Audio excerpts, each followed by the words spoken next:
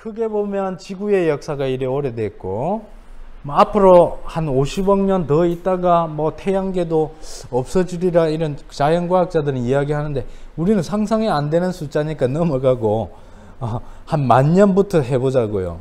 뭐 이런 긴 거는 우리 세계사 시간에 배우는 거로 넘기고, 농사 짓기 시작한 게 10,000년인데 그때부터 최근 300년 내지 우리나라 같은 경우 100년 사이가 너무 지나치게 가혹하게 자연을 파괴했고, 사실 인간도 너무 피곤하게 됐잖아. 다 우리 청주는 지하철이 없어서 그렇지만 서울 한번 가보시면 지하철 타보시면 다들 피곤해갖고 막 쓰러지거나, 좀 쌩쌩하다면 휴대폰 한다고 막 눈 피곤해갖고 막 그렇게 피곤하게 살고 있거든요.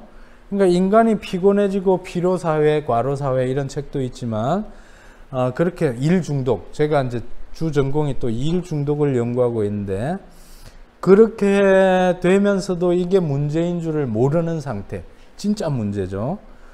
그런 걸 우리가 넘어가야 되고, 제가 아까 말씀드렸다시피 이 상대적으로 짧은 이 기간 동안에 우리가 많이 파괴했으니 이제 좀 정신을 차리고, 지금 사실상 자본주의는 생명력이 다 했다고 진단하는 학자들이 많습니다. 사실상 2008년 세계 금융위기가 자본주의의 파산 선고라는 이야기예요. 사람들은 말을 안 하죠. 마이너스 경제성장. 오늘 아침에 뉴스에도 한국이 마이너스 치고는 가장 작기 때문에 상대적으로 OECD 37개국 중에서 가장 높은 경제성장을 이루었으니까 자부심을 느끼자고, 뭐 심지어 김어준 씨도 말을 하는데, 반은 맞아요. 극우파, 우파 사람들이 이 정부 때문에 뭐 저성장이다, 그러니 바뀌면 뭐 잘할 것처럼 말하는데, 그 패러다임에 이제 걸려들지 않기 위해서 우리가 나쁜 게 아니라는 측면에서는 반은 맞아요. 근데 여전히 성장 패러다임이 얼마나 해로운 것인지에 대해서는 문제의식이 없어, 민주진영조차도. 저는 김어준 씨 대단히 존경하고, 옛날에 직접 인터뷰도 한 적이 있습니다. 검색해보면 두 사람 이름 두드려보면, 옛날에 제가 아파트 투쟁할 때 한번 오라 그래서 대담한 적이 있는데, 좋아하고 존경해요. 특히 최근에 얼마나 잘 싸우고 있습니까? 가짜뉴스 많이 물리치고, 지금 뭐 오늘도 내일도 뭐 마찬가지일 거라고 생각하는데, 그럼에도 불구하고 자본에 대한 문제의식은 별로 없는 것 같아요. 이제 그게 저는 좀 결함이라고 보고요.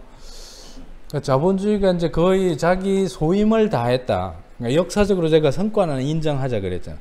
그러나 한계와 모순, 특히 코로나로 상징되고 기후위기로 상징되는 이 인류 절멸의 위기 앞에서 정말 우리 조금 한 걸음 앞선 시민들은 그 이후를 생각하고 상상할 필요가 있다. 이제 이런 이야기를 하고 싶고요. 네, 자본주의 아니면 죽을 것 같지만 아니어도 살 수 있고, 그리고 저는 비자본주의적으로 앞으로 사람들이 만들어 가야지만 희망이 생긴다.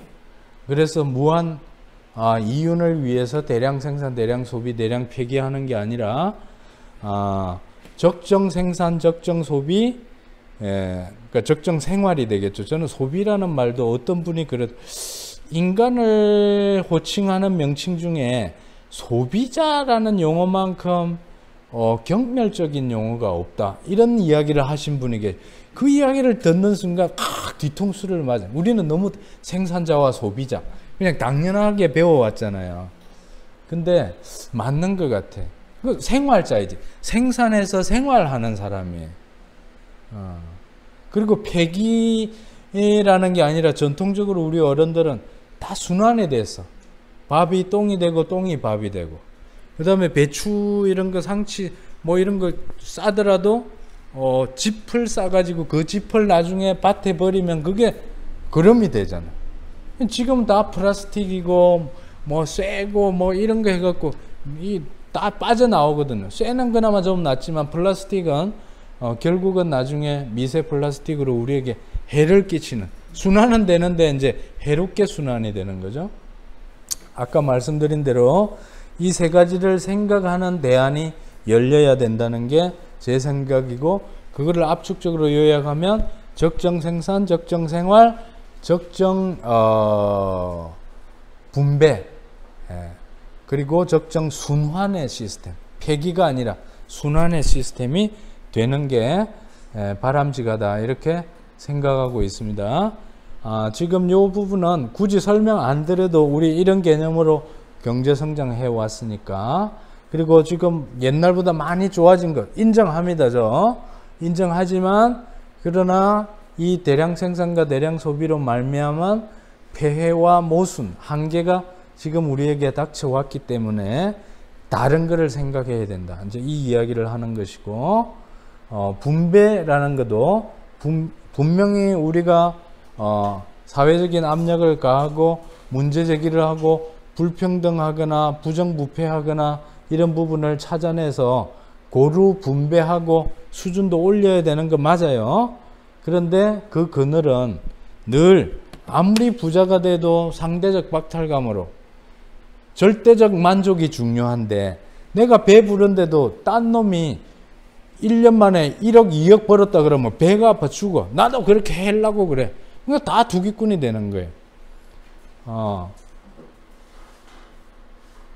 그래서 요즘은 기쁨은 나누면 질투가 되고 슬픔은 나누면 약점이 된다, 이런 말이 있잖아요. 제가 내일 모레 칼럼에 쓰려고 하는데, 옛날에는 기쁨은 나누면 서로 배가가 되고 슬픔은 나누면 절반으로 줄어서 위로가 된다, 이런 이야기잖아요. 그러니까 인간성을 상실했기 때문에 그런 거예요. 돈의 가치만 중시하다 보니까 항상 그 잣대로 그 삶의 결들은 굉장히 다양하고 질적으로 다양하고 사람마다 색깔이 다르고 나름의 속도도 있고 개성도 있고 이렇게 살아가는 것인데, 돈이라는 잣대는 딱 하나의 잣대예요. 양. 통장에 얼마 들었니? 네 집 몇 평이니? 차 얼마짜리니? 그래서 오죽하면 광고에 내 친구가 물었다, 요즘 어떻게 사느냐고. 그래서 아무 말도 하지 않고 내 차를 보여주었다. 그러면서 이제 광고가 딱 나가는 거죠. 이게 돈의 가치가 인간성을 압도하다 보니까 우리가 이제 인간성을 상실한, 지금 제가 이제 제일 강조하고 싶은 부분이 이런 부분이죠. 파이의 원천을 생각하지 아니하고 앞만 보고 달려오다 보니 자가당착적으로 인간과 자연에 해를 끼치고 결국은 자연이 죽으면 인간도 죽게 되어 있잖아요. 네. 지금 이제 거꾸로 다가오는 거죠.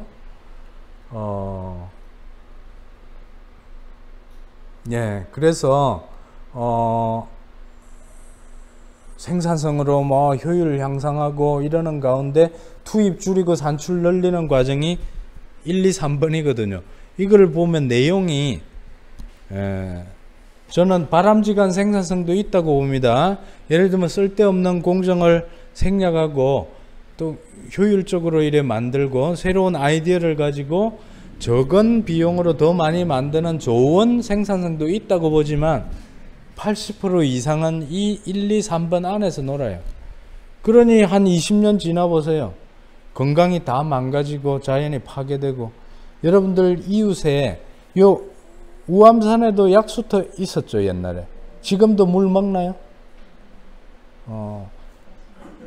있더라도 마시기가 끄림칙하거나 혹시 있더라도 옛날에 10개 있던 게 5개 이하로 줄었을 겁니다. 이 전국적인 현상이에요. 그리고 얼마 전에 어느 지역에는 제가 사는 지역에 멀지 않은 곳이 이상하게 마을 사람들이 암이 많이 걸리고 죽어가더래요. 알고 봤더니 한 몇십 년 전에 조치원에서 나오는 쓰레기를 매립했던 땅, 그게 지하수가 오염이 된 그 물을 그러니까 오염 정도가 억수로 심했으면 안 먹었겠죠.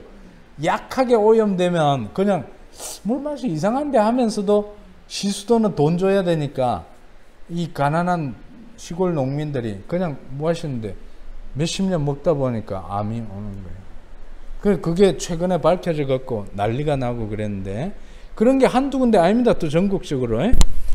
그러니까 이제 이게 다 생산성, 더 적은 비용으로 더 많은 이 메커니즘에 숨어 있는 논리는 스스로 이 비용 부담을 스스로 책임감 있게 지는 게 아니라 항상 외주화한다는 거예요. 비용을 외주화하고 이익을 사유화하는 메커니즘이 들어있는 거예요. 그것 때문에 불평등과 이 사회적인 격차가 심해지면서 자연도 파괴되는 이 잘못된 현상들이 끊임없이 나타나고 있는 거죠. 그래서 앞으로는 이런 걸 생각하자는 말씀을 드리고, 아까 말씀드린 대로 이런 문제가 있기 때문에 우리가 좀 더 겸손하게 살아가야 되는데, 당연히 이거 해야 됩니다만 이걸로 그치면 안 되고 이것까지 가야 된다. 대통령이 요 정도까지 가야 된다는 거예요. 그러니까 앞으로 철저히 개발, 발전, 경제 성장 이런 부분에 대해서 정말 코로나 사태에 대비하는 마음으로 좀 절제하고 조심스럽고 좀 천천히 가더라도 건강하게 가는 방식으로 가야 후손들이 살아갈 땅이 계속 갈 수 있다. 저는 그렇게 생각하고요.